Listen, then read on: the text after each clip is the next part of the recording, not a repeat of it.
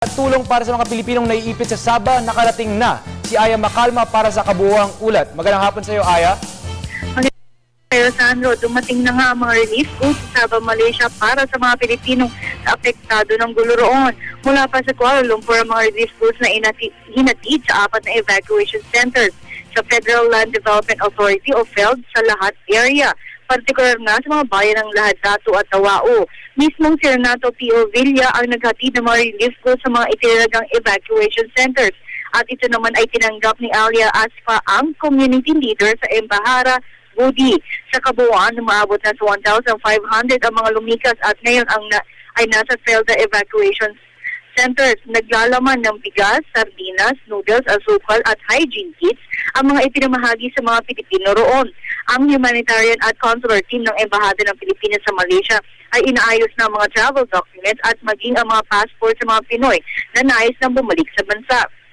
Sa Tawau, mahigit 300 na ang naayos sa mga dokumento ng consular team na kung saan nagtungo pa si Vice Consul Francis Herrera para team ng embassy sa lugar upang mag-asikaso ng mga dokumento sa Lahad-Datu. Ayon kay Ambassador to Malaysia Eduardo Malaya, hindi hihinto ang humanitarian at consular team ng Embahada ng Pilipinas na tulungan ang mga Pilipinong naapektuhan ng gulo.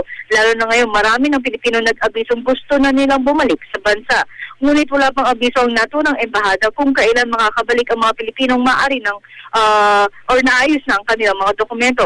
At sa ngayon ay naghihintay na lang ang Embahada natin sa Malaysia na matugunan ng hiling ng ating gobyerno na magkaroon ng full access, partikular na sa mahigit 100 miyembro ng Sulu Royal Security Forces na hinuli ng Malaysian Forces kamakailan. At samantalang Sandro, mag-iisang oras lang umuulan dito sa Maynila at medyo malakas ito kanina. Kaya naman nagdulot ng matinding traffic mula Recto, Quiapo at Padre Burgos Street kanina. Kaya naman ang ilan lansangan natin ay paalala sa mga motorista, may ilan dito ay medyo mataas na ang baha. Katunayan sa may Espanya kanina, malapit hanggang tuhod ang baha. Kaya naman payo natin sa mga motorista na magtutungo rito sa Maynila, asahan na ang traffic. Katunayan, northbound lane ng Rojas Boulevard patungong Luneta matindi na ang traffic, habang sa southbound lane naman ng Rojas Boulevard, kahaba ng Rojas Boulevard, medyo panayad pa naman ang traffic.